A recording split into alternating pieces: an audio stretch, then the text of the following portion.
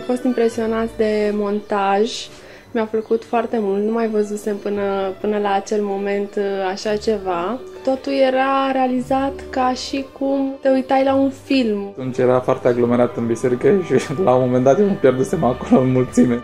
Au fost surprinse întotdeauna momente esențiale adică nu mi s-a părut niciodată că ar fi fost un moment pe care nu l-ați surprins și pe care aș fi vrut să-l văd, sau au fost momente pe care nici n-am știut că s-au întâmplat. Am simțit întotdeauna că sunteți aproape de noi și că știți cam ce ne dorim. De-aia și ulterior am făcut și albumul cu burtica în care era David. A ieșit senzațional, toți prietenii noștri care l-au văzut au rămas surprinși. Totul a fost minunat.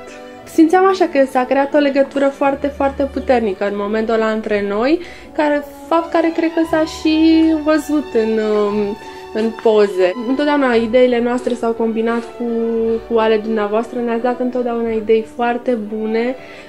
De exemplu, la albumul cu burtica nu m-aș fi gândit vreodată. Botezul lui David, nu știu, mi-a plăcut atât de mult, având în vedere că copilul e preferatul nostru și albumul acesta și montajul acesta e preferatul nostru dintre toate.